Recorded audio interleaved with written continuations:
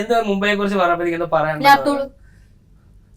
ഇവിടുന്ന് കൈരളിയില് വളരെ തിരക്ക് പിടിച്ചിരിക്കുന്ന സമയത്ത് ഒറ്റ മുങ്ങി നേരെ നാപ്ടോളിലേക്ക്. എങ്ങനെ ഉണ്ടായിരുന്നു ആ ലൈഫ്? കാരണം നമ്മള് ഇവൻ സംസാരിക്കും ബാക്കിൽ എമർജൻസി ലൈറ്റ് അല്ലോ ശരിക്കും വെച്ചിട്ടുണ്ടാണോ? ശരിക്കും വെച്ചിട്ടൊന്നുമില്ല, എഡിറ്റർ ഇടുന്നതാണ്.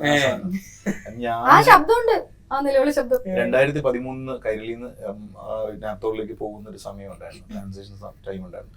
ആസ് എൻ ആങ്കറിംഗ് മാത്രം പ്രൊഫഷൻ ആയിട്ട് വെക്കുമ്പോൾ നമുക്ക് ഫിനാൻഷ്യലി ഒരുപാട് കമ്മിറ്റ്മെന്റ്സ് കാര്യങ്ങളൊക്കെ ഉണ്ടാവും.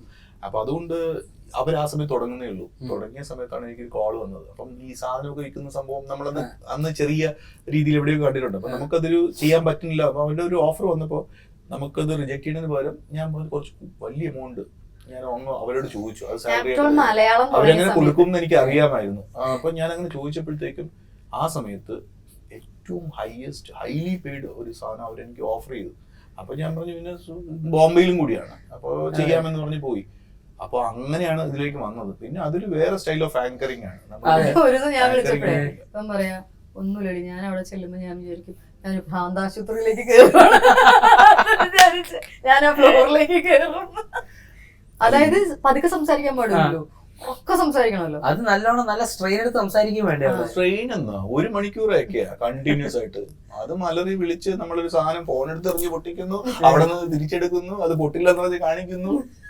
അങ്ങനെ കുറച്ചേരം എയറിലുമായി ഇതൊക്കെ എടുത്ത് ട്രോൾ ചെയ്ത് സാധനം. അങ്ങനെ നാപ്തോൾ ഓർമ്മകൾ ഫിനാൻഷ്യലി നാപ്തോളിലേക്ക് ഒരുപാട് നൽകി. അതുകൊണ്ട് അത് ഒന്നും പറയാനില്ല. വീട് വെച്ചത് മൊത്തം നാപ്തോളിലെ ഐശ്വര്യം. ഞാൻ ബോർഡ് വെക്കേണ്ടതാണ് ശരിക്കും. അത് എന്റെ വൈഫ് എപ്പോഴും പറയാറുണ്ട്. അങ്ങനെ അവിടെ എനിക്കൊരു ഓഫർ ശരിക്കും അന്ന് ഇത്രയും ഓഫർ ചെയ്തിട്ടുള്ള വേറൊരു കമ്പനി ഇല്ല. ആങ്കറിന് ഇത്രയും അധികം കൊടുത്തിട്ടുള്ള ഒരു ചാനലും ഇല്ല, ഒരു ആങ്കേഴ്സിന് അത്രയും ടിൽ നൗ. ലാസ്റ്റ് ഇയർ ആണ് അവർ സ്റ്റോപ്പ് ചെയ്തത്. അതുവരെയ്ക്കും അത്രയും ഹൈലി പെയ്ഡ് ആയിരുന്നു. നമുക്ക് ഈ 1 മണിക്കൂറത്തെ കഴിഞ്ഞാൽ പിന്നെ വേറെ പണിയൊന്നുമില്ല. പക്ഷെ ആ കിട്ടുന്ന എമൗണ്ട് ലക്ഷങ്ങളിലായിരുന്നു ഓരോരുത്തർക്കും ഓഫർ ചെയ്യുന്നു. അപ്പൊ അതുകൊണ്ട് ഫിനാൻഷ്യലി ഒരു ആങ്കർ നല്ല ആ ഒരു പീരീഡ് ആയിരുന്നു. അത് കഴിഞ്ഞപ്പോ തീർന്നു, അതിന്റെ ഒരു ഫയർ പോയി.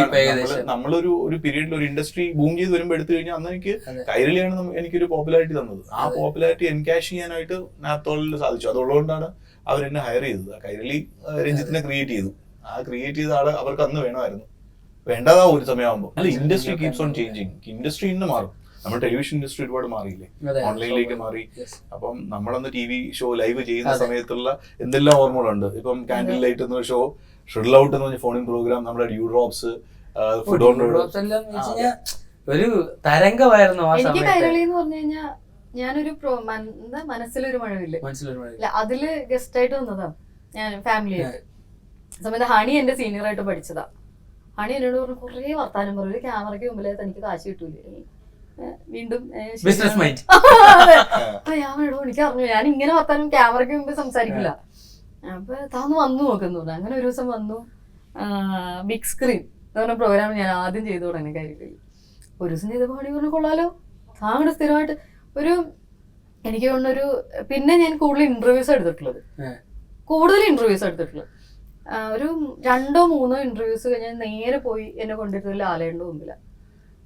അതൊക്കെ ഹണി കാണിച്ചൊരു ധൈര്യം, അത് പറയാതെ കേട്ടോ. ഹണിയോടാണ് എല്ലാ ഫുൾ താങ്ക്സ്. എനിക്ക് വേണോ, എനിക്ക് പറ്റുമോ, പിന്നെ കൂളായിട്ട് സംസാരിക്കുന്നു പറഞ്ഞിട്ട് ലാലേണ്ട മുമ്പിലാണ് കൊണ്ടിരുന്നത് ഇന്റർവ്യൂവിന്. പിന്നെ അവിടെ നിന്ന് പിന്നെ ഫുൾ ഇന്റർവ്യൂസ് ആയിരുന്നു. പിന്നെ ഞങ്ങൾ ഒന്നിച്ച് കുറെ ഇവിടുത്തെ സ്പെഷ്യൽ ഷോസ് ഞാൻ കുറെ ചെയ്തിട്ടുണ്ട്. ദീപാവലി, ഓണം, ക്രിസ്മസ്, വിഷു എന്നൊക്കെ പറഞ്ഞിട്ട് എല്ലാം ഞാനായിരിക്കും. അപ്പൊ അങ്ങനെ രേണു ചേച്ചി ഒരു ദീപാവലി ഷോ കണ്ടിട്ട് ഞാൻ ഹണിയോട് ചോദിച്ചു എന്റെ ഒരു പ്രോഗ്രാം ഉണ്ട്. അപ്പൊ രഞ്ജിത്ത് ചെയ്തോണ്ടിരിക്കുകയായിരുന്നു.